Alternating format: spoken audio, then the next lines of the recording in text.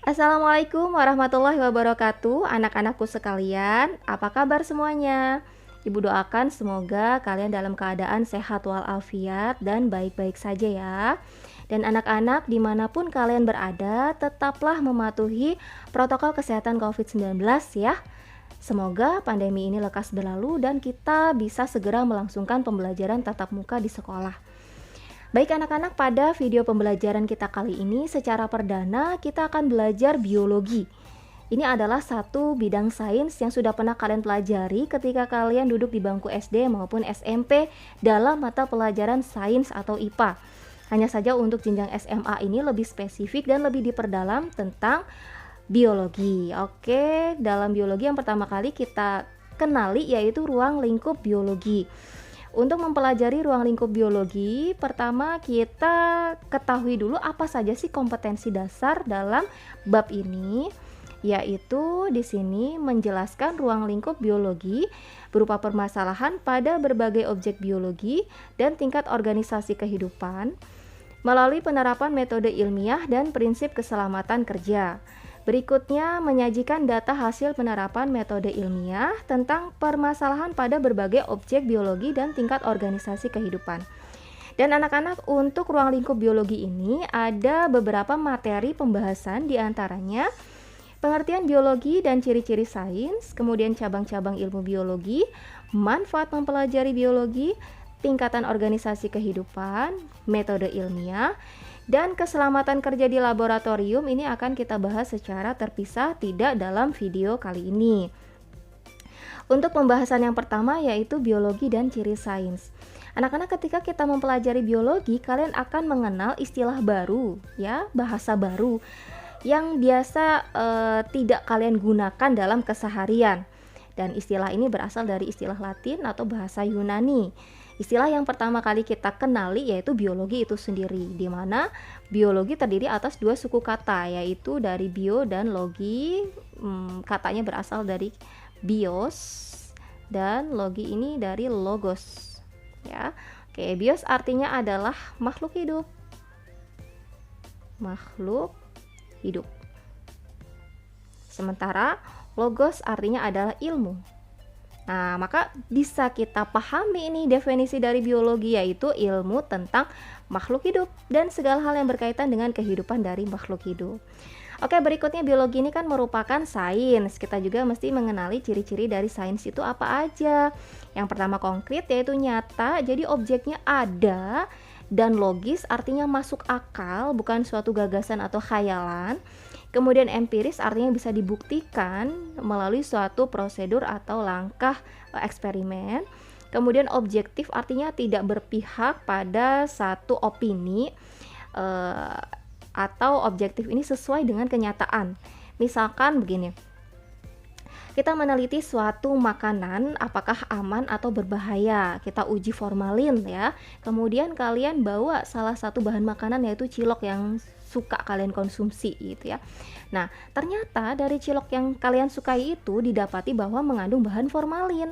Maka kesimpulannya adalah seharusnya cilok itu adalah makanan yang tidak boleh atau tidak aman untuk dikonsumsi untuk cilok yang kalian bawa itu ya. Bukan berarti karena kalian sangat suka terhadap ciloknya maka kalian ubah kesimpulannya menjadi cilok yang kalian bawa itu aman dan menyehatkan untuk dikonsumsi. Bukan seperti itu ya. Jadi untuk objektif ini artinya adalah harus sesuai dengan kenyataan meskipun ini pahit dari meskipun ini tidak sesuai dengan apa yang kalian sukai, itu intinya. Berikutnya sistematis. Sistematis ini adalah memiliki prosedur atau langkah yang berurutan. Tidak boleh melakukan eksperimen itu dengan suatu rangkaian loncat-loncat ya. Nanti akan kita bahas bagaimana sih rangkaian yang sistematis itu ya. Berikutnya bersifat universal, artinya adalah umum dipakai di seluruh masyarakat sedunia ini, tidak ada bedanya. Baik dari segi suatu penamaan terhadap suatu objek biologi maupun ketentuan atau ketetapan secara sains. Misalkan begini, pisang di Indonesia kan dengan berbagai nama gitu, tapi objeknya itu pisang, bisa disebut cau, bisa disebut gedang, atau di luar negeri disebut banana, dan yang lain-lain. untuk menentukan bahwa ini adalah pisang, maka kita harus menetapkan satu nama yang bisa disepakati secara bersama. Nah, makanya digunakanlah suatu sistem taksonomi ya. Di situ pisang dinamai dengan Musa paradisiaca. Maka ketika ilmuwan dari negara manapun meneliti tentang pisang, disebutlah objek penelitian itu adalah Musa paradisiaca. Oke, berikutnya misalkan contohnya adalah air mendidih di Indonesia 100 derajat Celcius, sama juga air mendidih di luar negeri maupun di kutub ya, sama-sama 100 derajat Celcius. Berikutnya cabang ilmu biologi. Nah, anak-anak, biologi adalah suatu induk ilmu tentang kehidupan ya, tentang makhluk hidup, dan diibaratkan suatu pohon, maka biologi memiliki banyak sekali cabang-cabangnya. Dan di antara cabang biologi yang di sini sebagai contoh ya, kalian bisa lihat ini ada istilah-istilah Latin ya. Tapi kalau kita memahami per kata dari istilah itu, maka kita bisa memahami konsepnya. Ini adalah sebagian kecil ya dari sebagian contoh dari cabang ilmu biologi. Aslinya ada banyak banget. Contohnya di sini ada virologi. Tadi kalau logi kan dari kata logos ya, artinya ilmu. Virologi dari kata viral, artinya virus. Jadi untuk virologi artinya ilmu tentang virus gitu ya. Kemudian ada bakteriologi, berarti ilmu tentang bakteri. Zoologi, zoo ini adalah hewan ya, berarti ilmu tentang hewan atau dunia hewan. Kemudian botani, ini ilmu tentang tumbuhan. Entomologi, entomos itu artinya serangga, berarti ini ilmu tentang serangga. Kemudian patologi, patos ini artinya adalah penyakit, maka ini ilmu tentang penyakit. Kalau ada istilah psiko itu artinya jiwa, berarti psikopat itu artinya punya penyakit jiwa ya, atau kelainan jiwa. Berikutnya embriologi, ini ilmu tentang perkembangan embrio, baik embrio yang berada di dalam tubuh induk maupun embrio yang berada di dalam telur ya. Tahap-tahap perkembangannya itu dibahas dalam embriologi. Berikutnya hematologi. Hem ini adalah sesuatu yang berkaitan dengan darah, maka hematologi adalah ilmu tentang darah. Untuk genetika, ini adalah ilmu tentang pewarisan sifat ya.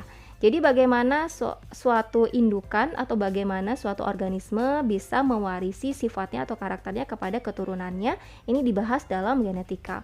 Berikutnya fisiologi, ini ilmu tentang fungsi organ dalam pada suatu organisme. Dan untuk anatomi, ini bisa diartikan dengan pembedahan. Maka ketika suatu organisme itu dibedah, lalu terlihat, teramati bagian dalamnya, organ dalamnya, itu disebut dengan anatomi. Perbedaan antara anatomi dengan fisiologi, anatomi ini lebih kepada mengkaji struktur organ bagian dalam. Itu ya, untuk fisiologi terkait dengan fungsi organ dalam. Kalau anatomi ini apa tadi? Struktur. Oke. Berikutnya morfologi. Morf ini artinya bentuk. Jadi ilmu tentang bentuk-bentuk tubuh organisme ya, berarti bentuk ini yang nampak dari luar ya, baik itu berupa organ dari luar maupun struktur tubuh organisme yang nampak dari luar. Berikutnya adalah histologi. Nah, histologi ini adalah ilmu tentang jaringan ya. Kemudian jaringan ini kan tersusun atas sel-sel. Nah, ilmu tentang sel itu adalah sitologi. Sitologi dari kata site. Nah, site ini artinya adalah sel. Bahasa Indonesianya sel. Nah, ilmu tentang sel adalah sitologi. Baik anak-anak, ini adalah sebagian kecil ya contoh dari cabang ilmu biologi. Sisanya masih ada banyak lagi. Berikutnya adalah manfaat mempelajari biologi. Anak-anak, apa sih manfaat yang bisa kalian peroleh ketika mempelajari biologi? Nah, semakin kalian memperdalam biologi, kalian semakin mengenali apa yang terjadi di dalam tubuh kalian. Bagaimana mekanisme kehidupan yang terjadi di dalam tubuh kalian, betapa sibuknya tubuh kalian itu melakukan suatu mekanisme kehidupan, dan betapa teraturnya. Kalian akan mendapati adanya keajaiban dalam tubuh kalian, dan itu akan bisa meningkatkan keimanan kalian kepada Allah Subhanahu wa Ta'ala.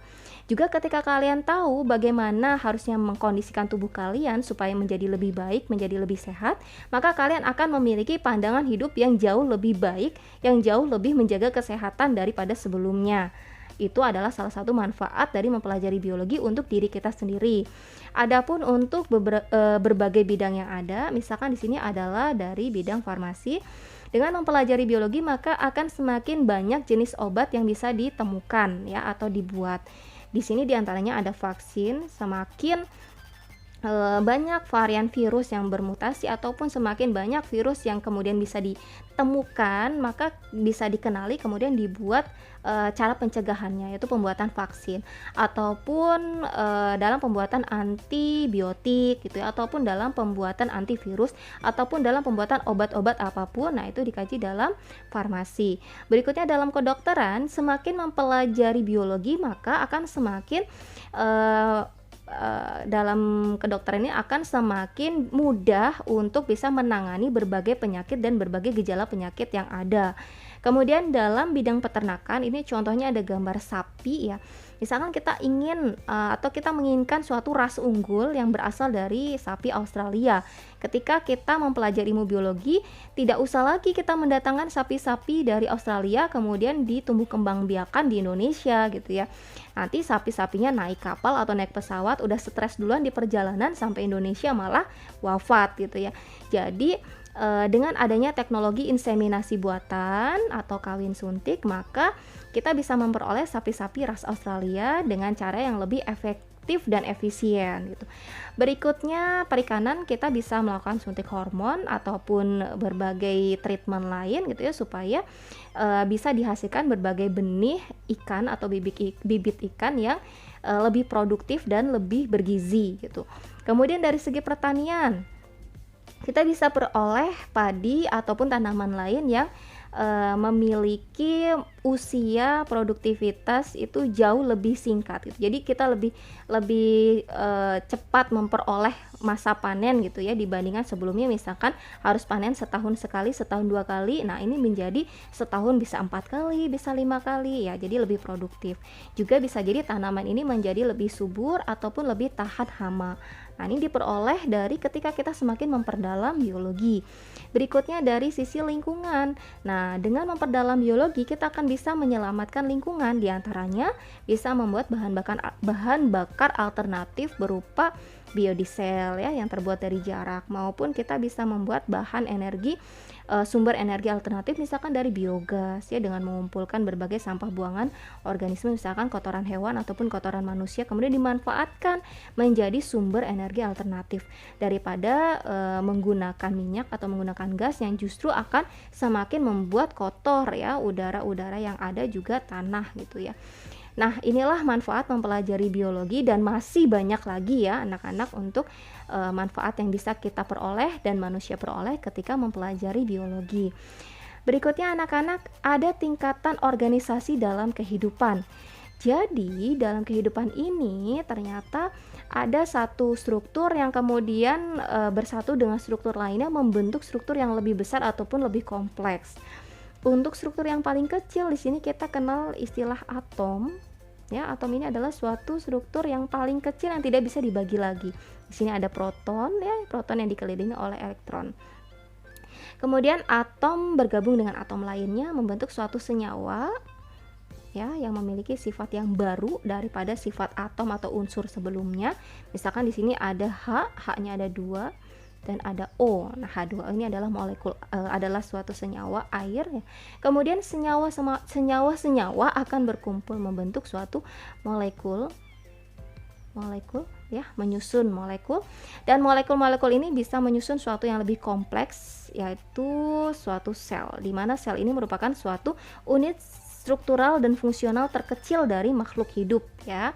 Dan sel-sel yang sejenis, sel-sel yang sama strukturnya itu akan bergabung bersatu membentuk suatu fungsional tertentu ya menjadi suatu jaringan. Dan jaringan ini kalau pada hewan contohnya ada jaringan epitel, jaringan otot, jaringan saraf, jaringan ikat, nanti dibahas di kelas 11 ya, akan membentuk suatu yang namanya organ. Nah, organ-organ yang satu dengan lainnya ketika menjalani suatu mekanisme atau sistem tertentu, maka disebut sebagai sistem organ. Nah, sistem organ. Misalkan ada sistem organ di sini ada sistem gerak, kemudian ada sistem pernafasan, sistem pencernaan, sistem sirkulasi dalam tubuh suatu organisme, maka sistem-sistem tadi, serangkaian sistem-sistem tadi akan membentuk suatu organisme itu sendiri. Organisme. Oke. Dan dalam kajian ekologi atau ekosistem, organisme ini disebut dengan istilah individu. Ya, individu. Kemudian dalam ekosistem ya, individu-individu yang sejenis, yang satu spesies ini ketika berkumpul dalam suatu tempat yang sama, pada waktu yang sama itu akan membentuk suatu yang namanya populasi. Nah, populasi yang satu dengan populasi yang lain ketika berkumpul pada satu tempat yang sama pada waktu yang sama itu akan membentuk suatu komunitas. Komunitas ini ketika berinteraksi dengan komponen abiotik atau komponen yang tidak hidup dari lingkungan, itu akan membentuk suatu yang namanya ekosistem. Oke. Ekosistem yang ada di daratan dengan lahan yang sangat luas, kemudian dipengaruhi oleh iklim tertentu, memiliki karakteristik vegetasi tertentu, itu disebut dengan bioma. Nah, dan di bumi kita terdapat banyak lapisan ya, dan di antara lapisan-lapisan bumi, jika lapisan itu merupakan tempat hidup dan tempat tinggal organisme atau makhluk hidup, maka lapisan itu disebut sebagai biosfer. Ya, sfer itu artinya lapisan. Jadi lapisan yang berisi organisme atau makhluk hidup. Demikian untuk tingkat organisasi kehidupan. Terakhir, metode ilmiah. Ya, yaitu suatu prosedur atau tata cara sistematis yang digunakan oleh para ilmuwan untuk memecahkan masalah-masalah yang dihadapi.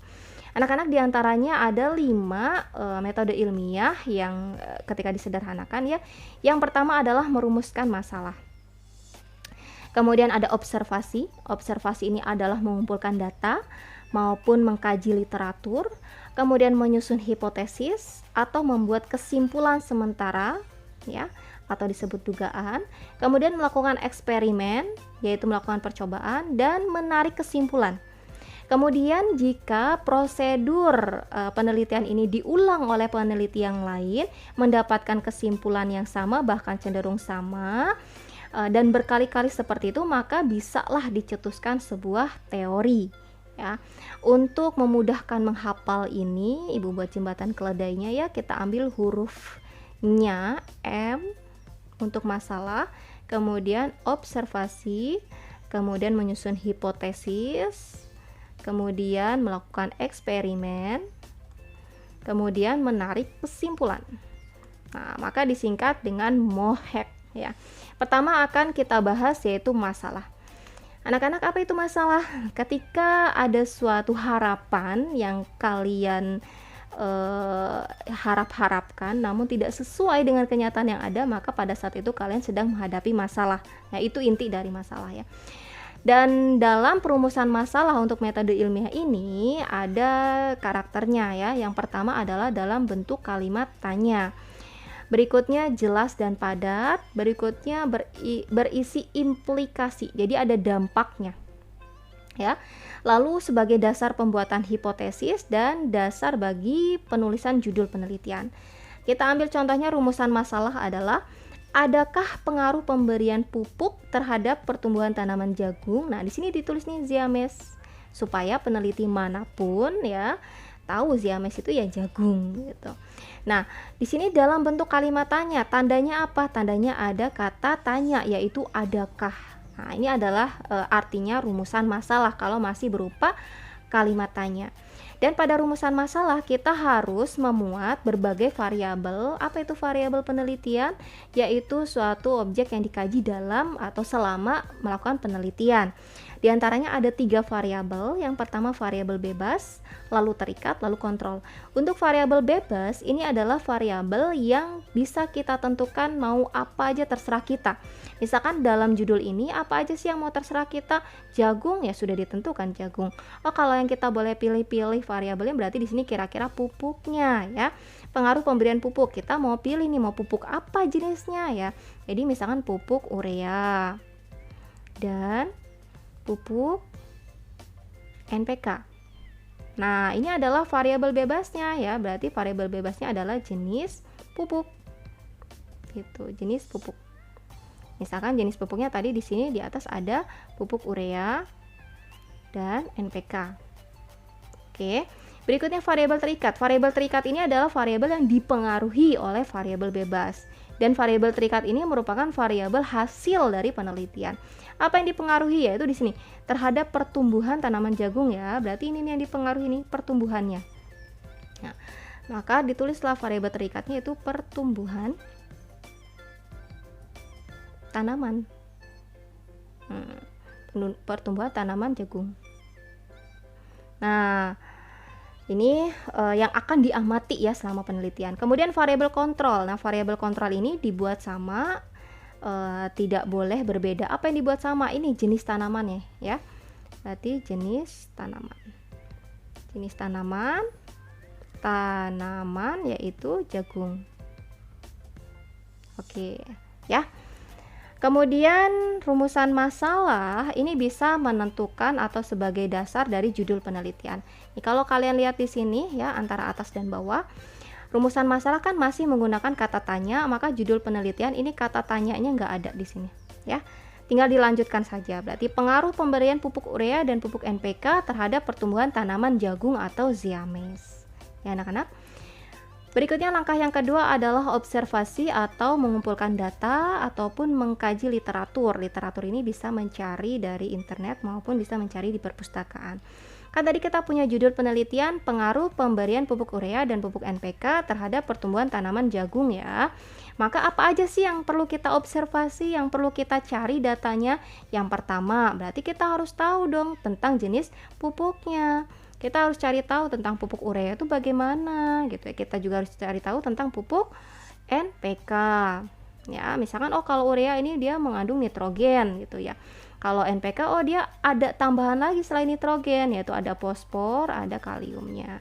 Nah, kemudian apalagi yang perlu kita observasi, perlu kita cari tahu, yaitu tentang tanaman jagungnya. Bagaimana tentang tanaman jagung? Dalam arti bagaimana pengkondisiannya supaya si biji jagung ini bisa ditumbuhkan gitu ya. Harus disiram berapa kali gitu, harus diberi pencahayaan yang seperti apa. Nah, kita mesti cari tahu nih tentang hal-hal yang sudah tercantum dalam judul penelitian ini. Berikutnya adalah menyusun hipotesis. Hipotesis ini tadi adalah dugaan ya atau kesimpulan sementara ya. Jadi dari judul penelitian yang kita pakai kan ada pengaruh pemberian pupuk urea. Nah, berarti kan di sini ada dua kemungkinan nih, apakah tidak berpengaruh ataupun berpengaruh. Nah, maka kita punya, kalau ngomongin hipotesis, kita punya dua jenis hipotesis ya, yaitu hipotesis 0, artinya tidak terdapat pengaruh ya. Berarti dari judul ini nggak hasil apa-apa ya, karena nggak ada pengaruh. Tidak terdapat pengaruh pemberian pupuk urea dan pupuk NPK terhadap pertumbuhan tanaman jagung. Jadi ini kata-kata berikutnya mirip banget dengan judul penelitian, tinggal ditambahkan kata tidak terdapat pengaruh ya. Berikutnya adalah H1. Nah, H1 ini terdapat pengaruh. Jadi kalau yang 0 tidak terdapat pengaruh, kalau H1 terdapat pengaruh ya. Nanti setelah hipotesis kan dilakukan eksperimen. Lalu dari eksperimen itu didapatkan hasil penelitian. Nah, dari hasil penelitian itu mana nih jawaban sebenarnya? Ini kan kesimpulan sementara. Nah, mana nih nanti kesimpulan sebenarnya gitu. Kalau ternyata terdapat pengaruh, maka untuk jawaban dari hipotesisnya adalah H1 diterima. Gitu ya. Kalau ternyata kesimpulannya adalah terdapat pengaruh. Jadi jawaban dari hipotesisnya adalah H1 diterima. Berikutnya adalah melakukan eksperimen. Dan untuk melakukan eksperimen ini kita kenali dulu ada dua jenis data. Ada data kuantitatif, artinya data itu bisa terukur, dan data kualitatif artinya tidak bisa diukur. Misalkan kalau kualitatif berarti contohnya warna bunga atau warna buah, itu kan tidak bisa diukur ya. Kemudian kalau kuantitatif bisa diukur, misalkan dari judul penelitian ini apa yang bisa diukur, yaitu pertumbuhan tanaman jagung. Ini bisa diukur pakai penggaris ya, dari biji kemudian melakukan perkecambahan lalu tumbuh berapa senti setiap harinya. Ini bisa diukur nih ya dengan satuan, misalkan pakai satuannya milimeter misalkan, atau pakai sentimeter juga boleh gitu ya. Jadi kalau dari judul penelitian ini adalah jenis datanya kuantitatif, artinya bisa terukur ya ini ya. Berikutnya eksperimennya seperti apa? Dibuatlah rancangan penelitiannya. Yaitu supaya kita bisa melihat pengaruhnya seperti apa, kita sediakan 3 pot ya. Di sini misalkan ada pot A, kemudian ada pot B, kemudian ada pot C. Nah, misalkan pada pot ini sama-sama ya diberikan variabel kontrol yang sama.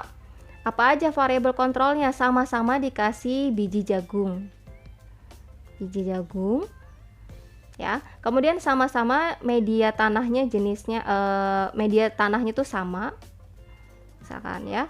Kemudian disiram dengan jumlah air yang sama. Kemudian diletakkan di tempat yang pencahayaannya sama. Oke. Ya, ini adalah variabel kontrolnya yang harus dibuat sama. Yang membedakan hanya pot A tidak diberi pupuk. Tidak diberi pupuk. Oke. Untuk pot B diberi urea dan pot C diberi NPK. Itu yang membedakan. Yang lain harus sama, ya. Kemudian diamati oleh kalian setiap harinya. Pada hari pertama misalkan, oh bijinya belum berkecambah, masih 0 cm.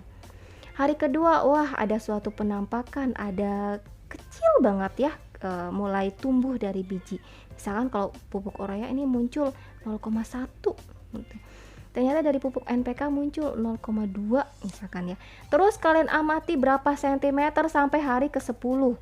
Misalkan pada hari ke-10 pot A itu punya tumbuhan jagung yang setinggi kira-kira 10 cm misalkan. Pot B punya tumbuhan jagung setinggi 15 cm. Pot C misalkan tingginya adalah 25 cm. Nah, kemudian kalian ini kan ada angkanya nih setiap hari ini. Dirata-ratakan setiap harinya itu kalian mendapatkan berapa senti, ini dirata-ratakan. Misalkan untuk yang tidak diberi pupuk, ini rata-rata pertumbuhannya adalah 0,5 cm. Untuk yang diberi pupuk urea misalkan rata-rata pertumbuhannya 1,2 cm. Untuk yang diberi pupuk NPK misalnya rata-rata 2,5 cm. Nah, dari sini kan akhirnya kalian bisa melihat tuh hasil dari pengamatan ya. Yaitu ternyata tadi untuk pupuk urea di sini jauh lebih sedikit daripada pupuk NPK ya, jauh lebih sedikit pertumbuhannya. Jadi kesimpulan dari hasil pengamatannya adalah pertumbuhan tanaman jagung atau ziames lebih cepat jika diberi pupuk NPK daripada pupuk urea. Gitu ya. Lalu dari hasil pengamatan ini bisalah kita tarik kesimpulan. Apa itu kesimpulannya? Sesuai dengan judul ya, lagi-lagi sesuai dengan judul. Ini kan judulnya pengaruh pemberian pupuk urea dan pupuk NPK terhadap pertumbuhan tanaman jagung ya. Tadi terus hasil pengamatannya ternyata ada kondisi lebih cepat tumbuh tuh jika diberi pupuk NPK daripada pupuk urea. Berarti kan ada pertumbuhan yang berbeda ya, ada selisih. Nah, kesimpulannya apa? Pemberian pupuk urea dan pupuk NPK itu mempengaruhi. Nih, kesimpulannya terdapat pengaruh ya. Mempengaruhi terhadap pertumbuhan tanaman jagung. Dengan kata lain tadi H1 atau H0 yang diterima. Ya, benar H1 ya. Jadi H1 diterima atau H0 ditolak. Seperti itu ya anak-anak. Oke, demikianlah pembelajaran biologi kali ini. Semoga bisa dipahami dengan baik dan anak-anak, pesan dari ibu ya, jaga kesehatan. Jangan sakit kalau bisa ya. Tetap patuhi protokol kesehatan COVID-19. Oke, semoga kita bisa bertemu tatap muka di sekolah dalam waktu yang dekat ini. Baik anak-anak, sekian dari Ibu. Wassalamualaikum warahmatullahi wabarakatuh.